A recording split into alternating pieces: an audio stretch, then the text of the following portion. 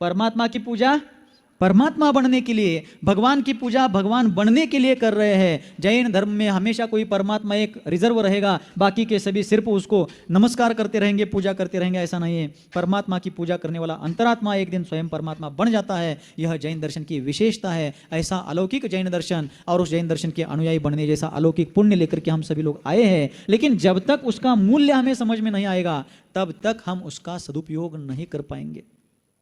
हमें जो जीवन मिला है बहुत दुर्लभता से मिला है, हमें जो पर्याय मिली है बड़ी कठिनता से प्राप्त हुई है, हमें जिस कुल में जन्म प्राप्त हुआ है वह बहुत चिंतामणि रत्न से भी दुर्लभाति दुर्लभ है। ये सब मिलने के बावजूद भी हम जब तक उसके महात्म्य को नहीं समझते तब तक हम उसका उपयोग नहीं कर पाएंगे। सिद्धांत सागर जी महाराज के द्वारा एक उदाहरण मैंने कुछ साल पहले सुना था। एक व्यक्ति जो गधों का पालता था, गधों को, गाढ़ो कत्य गड़ू, गधों को पालता था और उन गधों के माध्यम से कुछ मजदूरी करते हुए अपना चरितार्थ चलाता था। एक दिन वह गधा पालक, गधों को पालने वाला व्यक्ति अपने गधों को लेकर कहीं जा रहा था। जाते समय रास्ते में उसको एक चमकीला पत्थर मिल गया। क्या मिल गया? चमकीला पत्थर, रास्ते में पड़ा हुआ एक पत्थर मिल गया और उसने उस पत्थर को देख करके उसको उठा लिया। उसको देखा तो बहुत सुंदर था, चमकीला था, बहुत अत्यंत आकर्षक था। तो उसने उस पत्थर के महत्व को, मूल्य को, स्वरूप को नहीं समझने के कारण उसमें एक छेद था, छेद। उस छेद में एक मजबूत धागे को पिरो करके उस धागे को अच्छी तरीके से अपने गधे के गले में टांग दिया। क्या कर दिया? उस पत्थर में धागा पिरो करके उसने उस गधे के गले में उसको अच्छे तरीके से बांध दिया, टांग दिया और वो आगे बढ़ने लगा। उसी समय रास्ते से एक व्यक्ति जो पढ़ा लिखा अच्छा व्यापारी था वह रास्ते से जा रहा था। उसने जाते जाते देखा, सहजता से उसकी दृष्टि गई और उसने देखा कि उस गधे के गले में बंधा हुआ जो चमकीला पत्थर है बहुत मूल्यवान है। तो उसने उस गधे वाले व्यक्ति को पूछा कि भाई ये पत्थर तुम दोगे क्या मुझे? बोला बहुत चमकीला है, सुंदर है, मुझे अभी रास्ते में मिला है, मैं नहीं दूंगा। तब उस व्यक्ति ने कहा कि देखो मैं तुम्हें 100 रुपये देता हूँ, मैं तुम्हें क्या करता हूँ, वो पत्थर यदि तुम मुझे दोगे तो मैं तुम्हें 100 रुपये देता हूँ।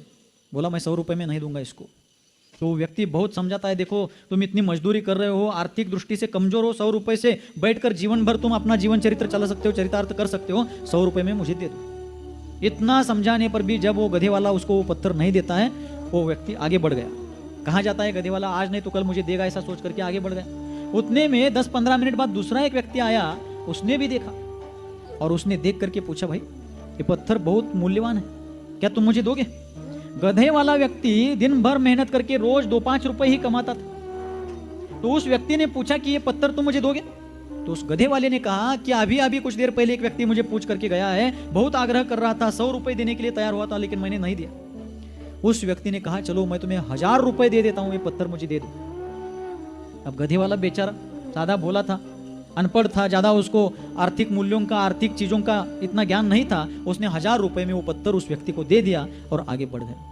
थोड़ी देर बाद जो पहले आया हुआ व्यक्ति था, उसने उस पत्थर के बारे में पूछा था, वह व्यक्ति फिर से उस गधे वाले के पास आता है, देखता है कि गधे के गले में वो पत्थर दिखता नहीं है। तब फिर उसने पूछा अरे वो पत्थर कहाँ है, मैं लेने के लिए आया हूं, तुम 100 रुपए से ज्यादा लेना चाहते हो तो दे दो, ले लो 100 रुपए से ज्यादा पैसे, लेकिन मुझे पत्थर दे दो, ऐसा आग्रह करता है। तब गधे का पालक कहता है कि देखो भाई तुम यहां से चले गए और थोड़ी देर बाद दूसरा एक व्यक्ति तुम्हारे जैसा ही पढ़ा लिखा साफ सुथरा व्यक्ति था, वो आया और 1000 रुपए दे करके वो पत्थर ले करके चला गया। तब वह आया हुआ, फिर से आया हुआ व्यक्ति कहता है अरे तुम कितने मूर्ख हो, जो पत्थर तुमने 1000 रुपए में दे दिया उस पत्थर की कीमत लक्षावधि रुपयों में थी और तुमने सिर्फ 1000 रुपए में दे दी। तब गधे का पालक कहता है कि भाई साहब मैं मूर्ख हूं, लेकिन आप मूर्ख शिरोमणि हैं। क्या कहता है?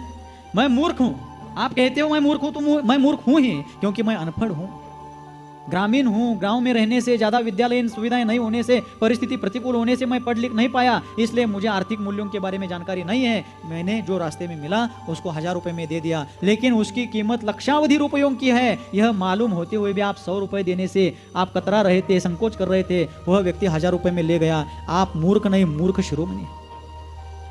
उसी प्रकार हमें प्राप्त हुआ मनुष्य पर्याय, जैन कुल, देवशास्त्र, गुरु की संगति, द्रव्य क्षेत्र, काल भाव की अनुकूलता, यह सारी चीजें बहुमूल्य है। लेकिन हम जब तक इसके मूल्य को समझ करके इनका सदुपयोग करते हुए रत्नत्रय स्वरूप मोक्ष मार्ग की आराधना की भावना नहीं करेंगे, उस दिशा में प्रयास नहीं करेंगे, तब तक हमारी दशा उस गधे वाले से भी बढ़ करके, जो पहले आया हुआ व्यक्ति जो 100 रुपए देने के लिए भी तैयार नहीं था, उस व्यक्ति की तरह हमारी दशा होगी। इसलिए हमें हमारे आंतरिक मान्यता को बदल करके जीवादि तत्वों के बारे में जैसे के तैसे मान्यता बना करके, अपनी श्रद्धा को सम्यक बना करके, अपने जीवन को सत्यार्थ बोध से प्रकाशित करके इस संसार भ्रमण से मुक्त करने का प्रयास करना चाहिए।